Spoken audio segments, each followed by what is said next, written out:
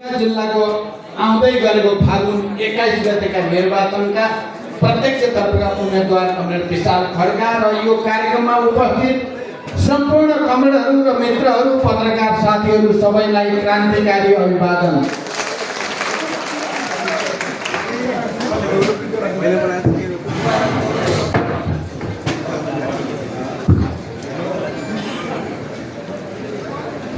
सबभन्दा पहिला म तपाईहरु सबैलाई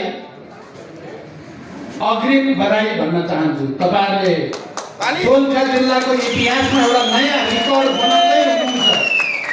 एउटा नयाँ रेकर्ड, एउटा सक्रिय र गतिशील युवा निष्ठावान योग्य नेतालाई तपाईहरुले जनप्रतिनिधिको रूपमा पठाउँदै हुनुहुन्छ। तपाईहरु सबैलाई बधाई भन्न चाहन्छु र अभिवादन भन्न चाहन्छु। कमरेडहरू मित्रहरू, मलाई अहिले धेरै बोल्ने समय छैन।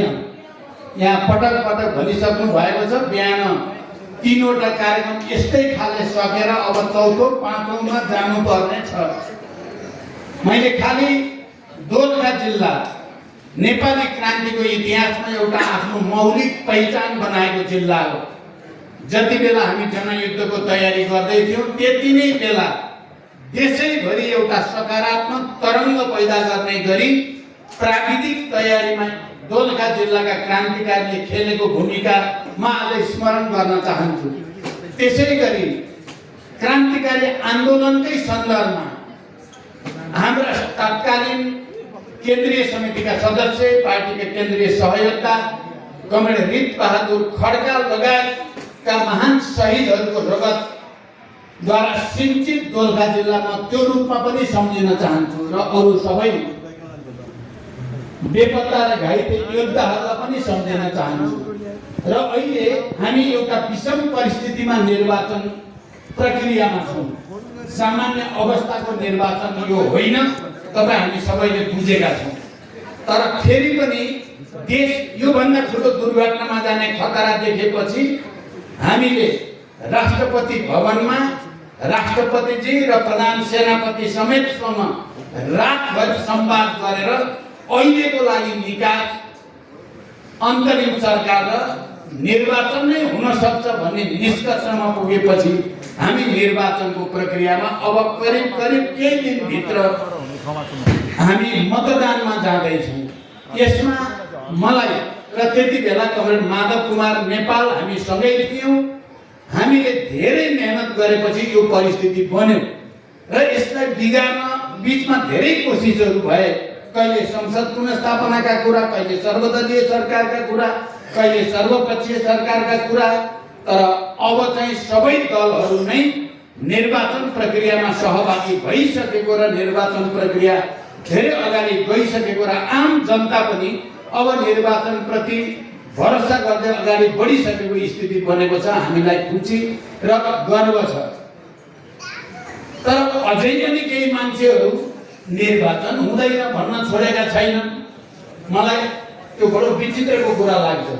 हुन त पहिला संविधान सभा दोस्रो निर्वाचन हुँदा भोलि संविधान सभाको निर्वाचन हुँदैछ। एक थरी मान्छे हुँदैन निर्वाचन, भोलि पनि निर्वाचन हुँदैन भन्ने मान्छेहरू पनि थिए।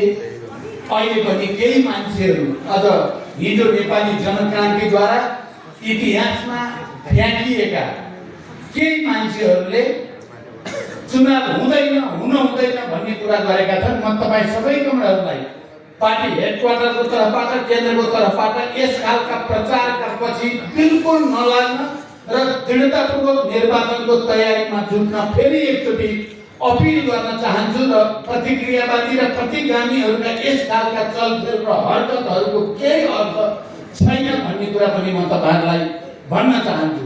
हामीले सुरुदेखि निर्वाचन मात्रै तुलनात्मक रूपले सहज विकल्प हो, जनतामा जाने विकल्प, जनतालाई संगठित गर्ने, परिचालित गर्ने, प्रशिक्षित गर्ने विकल्प हो भनेर हामीले भनेका थियौँ र हामी त्यसमा दृढतापूर्वक अडियौँ। र अहिले नेपाली कम्युनिस्ट पार्टी बनिसकेपछि र देशभरि हाम्रो प्रचार अभियान अगाडि बढ्दै जाँदा अब हामी देशमा यही परिस्थितिलाई हामीले कायम राखेर बाँकी 12 दिन युद्ध स्तरमा खट्ने हो भने हामी एक पटक फेरि यो देशको नम्बर 1 पार्टी बन्ने र देशमा एउटा नयाँ परिस्थिति बनाउन सम्भव छ। हावाहुरी केही दिन आए जस्तो देखिए पनि हावाहुरी सधैँ चल्दैन। हुरी थामिसकेको छ। अब मानिसहरूले बुझिसकेका छन् यो देशलाई एकताबद्ध गर्न सक्ने, देशलाई वैचारिक सैद्धान्तिक नेतृत्व दिन सक्ने र राष्ट्रिय शक्तिहरूलाई देशभक्त र वामपन्थी क्रान्तिकारीलाई एकताबद्ध गर्न सक्ने पार्टी एक मात्र पार्टीको रूपमा नेपाली कम्युनिस्ट पार्टीलाई जनताले बुझिसकेको छ। त्यसकारण हाम्रो विजय यात्रा अगाडि बढिसकेको छ।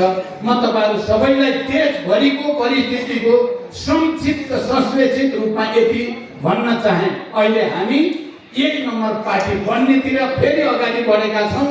जसरी दोलखाले इतिहासमा खास मोडहरूमा निर्णायक भूमिका खेलेको छ, देशभरि सन्देश दिएको छ। अहिले भर्खरै मैले भने चाहे शहीदहरूको लिस्टको अग्रणी नामको कारणले होस्, चाहे युद्धको तयारी र युद्ध प्रक्रियामा सहभागिताको दृष्टिकोणले होस्, दोलखा देशैभरि देखिने गरेको छ, दोलखा देशैभरि चिनिने गरेको छ।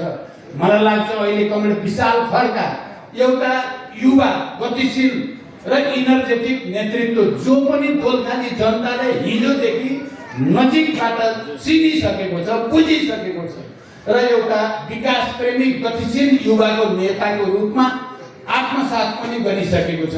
म तपाईहरु सबैलाई, मलाई लाग्छ यो हलमा तपाईहरु जति उपस्थित हुनुहुन्छ, दोलखाका धेरै जसो बुद्धिजीवी, विद्यार्थी, युवा, महिला सबैको प्रतिनिधि पात्रहरू तपाईहरु यो हलमा हुनुहुन्छ।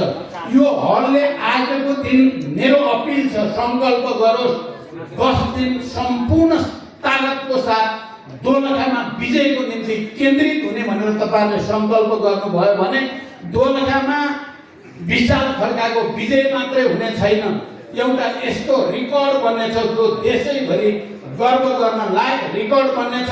यसको निम्ति तपाईहरु सबैलाई पार्टी हेडक्वार्टरको तर्फबाट, केन्द्रको तर्फबाट अपिल गर्न चाहन्छु। विगतमा जस्तै यो पटक पनि दोलखाले रिकर्ड बनाउनु पर्छ जो देशभरिले गर्व गर्न सकोस्, देशभरिले त्यसबाट ऊर्जा प्राप्त गर्न सकोस् जसरी विगतमा ऊर्जा प्राप्त गरेको थियो।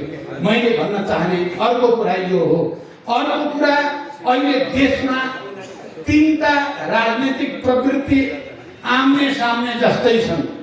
एउटा 23 गते युवा विद्यार्थीहरू जो युवाहरू भ्रष्टाचारका विरुद्ध, सोसियल मिडियाको स्वतन्त्रताका पक्षमा शान्तिपूर्ण आन्दोलन गर्नेहरूलाई टाउको र छातीमा ताकेर गोली हान्ने प्रवृत्ति एउटा प्रवृत्ति छ, घातक छ।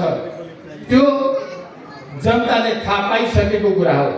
दोस्रो, भोलिपल्ट इतिहासका धरोहर सिंहदरबारदेखि तमाम लोकतन्त्र र वामपन्थी क्रान्तिका निम्ति लडेका पार्टी र नेताहरूका घर जलाउने सम्मका हरकतहरू जे भए, त्यो सिंहदरबार जलाउने प्रवृत्ति, देश जलाउने प्रवृत्ति अर्कातिर छ। यी दुवै घातक प्रवृत्तिका विरुद्ध नेपाली कम्युनिस्ट पार्टी खडा भएको हो।